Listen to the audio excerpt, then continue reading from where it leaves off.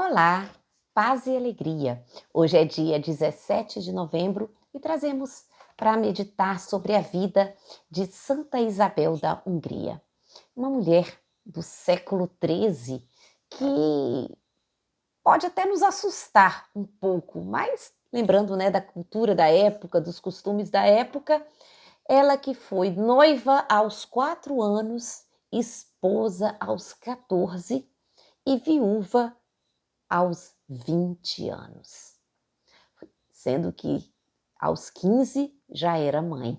Então, você vê que uma precocidade, né? Na nossa época, hoje seria um escândalo, mas estou falando dos anos 1200, então era uma coisa muito comum os noivados serem acertados ainda na infância, se casar na adolescência, né, ter filhos muito cedo. Mas ela, além de tudo, ainda ficou viúva também muito cedo. Então, a Isabel, né, ela nasceu numa família de reis, né, seus pais eram reis e rainha, e foi criada desde sempre com muito amor, com muito carinho, e tinha uma devoção a Deus que desde a sua tenra infância, tanto que aos 4 anos, quando ela ficou noiva, né, do Duque Luís da Alemanha, ela foi levada para a corte da Alemanha e lá passou a viver. Gente, a gente para pensar, uma menininha de 4 anos que sai da sua casa já como noiva para ir viver com a família do seu noivo. Né? São os costumes que nos chocam, mas a gente vê que mesmo diante dessas coisas mais diferentes, a gente vê a ação de Deus. Porque o que acontece? Numa corte cheia de luxo, cheia de problemas, cheia de rivalidades, essa criança permanece fiel a Deus. Permanece fiel ao amor que Deus tinha despertado no seu coração, na sua casa, na sua família. Então, ela fica ali, né, durante um tempo, mas não é muito benquista. Por quê? Porque é uma pessoa, né, que vai crescendo sempre na fé, na doação, na partilha, na caridade, na simplicidade. Então, vamos dizer que não entrava no meio da frivolidade da corte. Mas o seu jovem noivo, o Luís, que era 7 anos mais velho do que ela, vai se encantar com aquela menina. Então, quando ela tinha 14 e ele 21, eles se casam. Logo depois, ela vai ter o seu primeiro filho, aos 15 anos, e vai continuar sendo uma mulher totalmente para os pobres. Chegou ao ponto de um dia ela alimentar 900 pessoas que batiam na porta do palácio pedindo algum tipo de alimento. Então, ela tinha um amor muito grande pelos mais necessitados e ia ao encontro. Ela vai ter 2 filhos e quando estava grávida do terceiro filho, o seu esposo vai ficar doente e ela vai ter a notícia da morte do esposo no dia do nascimento da sua filha, aos 20 anos.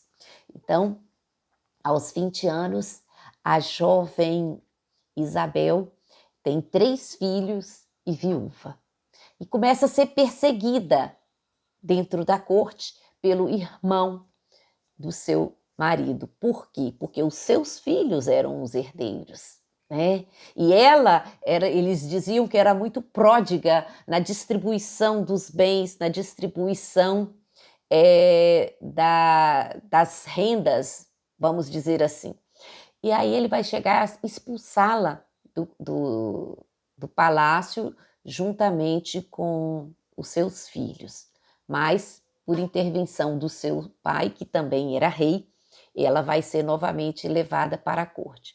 Mas não era esse o seu objetivo. Ela já conhecia os franciscanos, já ajudava os franciscanos, era inclusive amiga de São Francisco de Assis. Segundo os relatos, ela chegou a receber do próprio Francisco um dos seus mantos, uma das suas capas. Então tinha uma intimidade muito grande e um amor muito grande pelos franciscanos, e aí ela entra para a ordem terceira dos franciscanos. Os seus filhos vão ser educados, né, na corte para o seu primogênito, que seria o herdeiro. A sua filha vai ser uma monja e depois santa, né, Santa Gertrudes, que é a filha de Santa Isabel da Hungria, e ela vai passar o resto da sua vida na ajuda aos pobres, gastando toda a sua herança na construção de um pequeno mosteiro e na caridade para com os mais necessitados. Não gastou, não sobrou assim nada, não reteve nada para si. Usava o hábito da ordem terceira, um hábito rude, nada de vestidos de seda, nada de joias. Era uma mulher totalmente na humildade e na humilhação.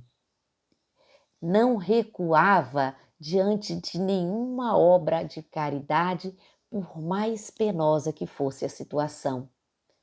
Então, antes, né, do seu marido morrer, tem uma história interessante, porque, como eu disse, ela era muito caluniada na corte. E um dia ela saiu para entregar comida aos pobres e o seu marido pegou ela com o manto, né, assim, cheio de alguma coisa, e diante das calúnias que ela estava dilapidando o patrimônio do reinado, ele pergunta para ela: o que é que você está carregando aí? E aí ela diz: são rosas. E abre o avental, e dentro do avental tem um buquê de rosas vermelhas. Era inverno, né? Não existia rosas naquela época. E ela guarda uma dessas rosas como sinal do amor e da paciência com que Deus tratava todas as suas situações. Então, Santa Isabel da Hungria, temos muitos relatos de pessoas que foram curadas pelas suas orações, pela sua vida de fé. Ela que nunca disse não a um pobre que bateu à sua porta. Toda a sua vida dedicada ao Senhor. Então a gente tira o que dessa história? Aquilo que foi plantado no seio dessa menina até os 4 anos de idade. É a idade que ela se afastou da sua família, mas que permaneceu fiel com seu confessor, com seu diretor espiritual. Ela se manteve firme.